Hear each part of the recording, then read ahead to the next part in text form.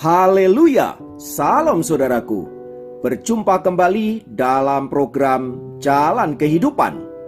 Masih dalam segmen Sapa Jemaat di Rumah, kita akan bersaat teduh bersama-sama agar sepanjang hari yang akan kita lalui hari ini sungguh menjadi hari yang menyenangkan dan diberkati oleh Tuhan. Mari kita berdoa. Bapa, kami rindu lawatan-Mu melawat kami. Dan biarlah firman yang sebentar kami renungkan boleh menjadi rema yang akan menuntun sepanjang hari ini untuk kami mentaati kehendak-Mu. Berfirmanlah, kami siap diberkati. Dalam nama Yesus. Haleluya. Amin. Firman Tuhan kali ini terambil dari Mazmur 42 ayat 6. Mazmur 42 ayat 6 berkata, "Mengapa engkau tertekan, hai jiwaku, dan gelisah di dalam diriku? Berharaplah kepada Allah, sebab aku akan bersyukur lagi kepadanya, penolongku dan Allahku."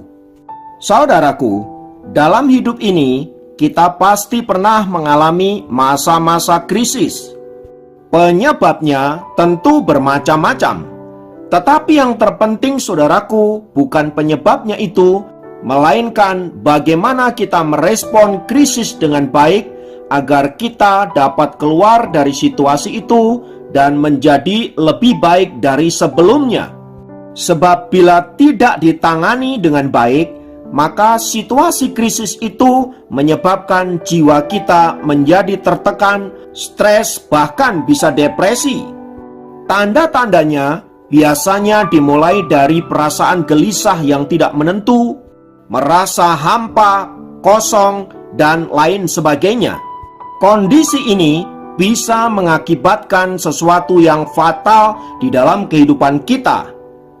Oleh sebab itu, saudaraku, kita perlu segera mencari solusi apabila kita ada dalam keadaan krisis yang ditandai dengan jiwa yang tertekan, gelisah, kosong, dan lain sebagainya.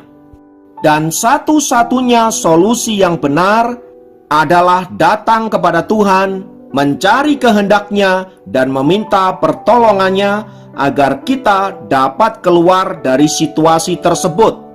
Seperti yang dialami oleh Bani Korah. Di Mazmur ini, Bani Korah menceritakan kondisi jiwanya yang sedang tertekan dan hatinya yang sedang gelisah. Tampaknya hal itu dilatar belakangi oleh kisah masa lalu yang buruk yang dialami oleh nenek moyangnya. Alkitab mencatat, Korah bin Yitsar bin Kehat bin Lewi dikategorikan sebagai seorang pemberontak terhadap kepemimpinan Musa, sepupunya. Ia memimpin 250 orang, termasuk di dalamnya ada Datan dan Abiram, serta anak-anak Eliab dan On bin Pelet, ketiganya adalah orang Ruben. Pemberontakan itu tampaknya dilatar belakangi oleh kecemburuan Korah atas kepemimpinan Musa. Alasan Korah memberontak kepada Musa, yang pertama karena Musa dan Harun dianggap mengangkat diri mereka sendiri di atas orang-orang Israel lainnya. Yang kedua, Musa dianggap sebagai seorang pemimpin yang gagal masuk ke tanah perjanjian. Dan yang ketiga, Musa dan Harun dianggap memonopoli jabatan imam untuk diri mereka sendiri. Tetapi apapun alasan pemberontakan Korah ini menyebabkan Korah dan rombongannya kemudian dihukum oleh Tuhan.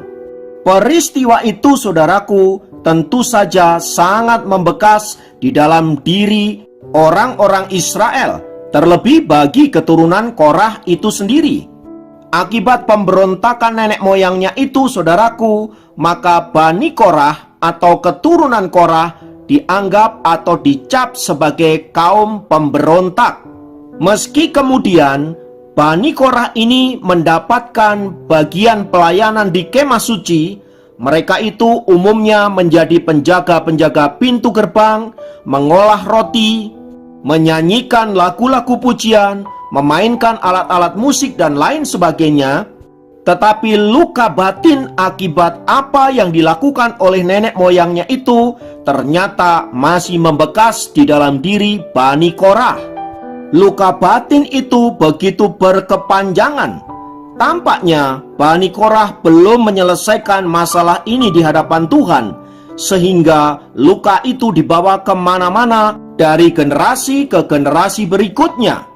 Tak heran karena hal itu, saudaraku, maka Bani Korah ini mengalami masa-masa yang berat dalam hidupnya akibat jiwa yang tertekan, hati yang gelisah, perasaan kosong, perasaan tidak berguna, malu, dan lain sebagainya.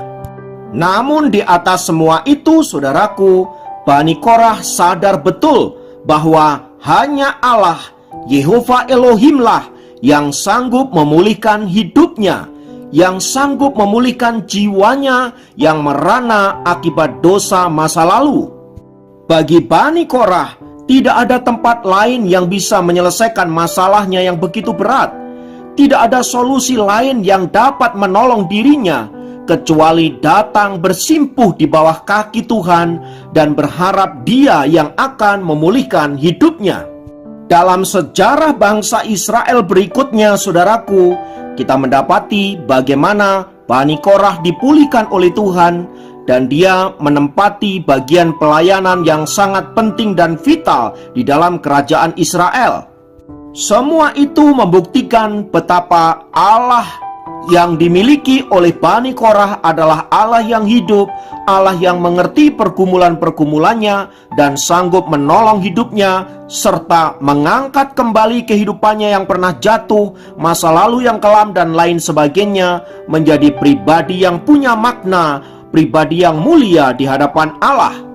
Nah, hal yang sama juga dapat kita alami, saudaraku. Maka ketika kita ada dalam situasi jiwa yang gelisah, merana, kosong, hampa, apapun penyebabnya, mari kita datang kepada Allah di dalam Tuhan kita, Yesus Kristus.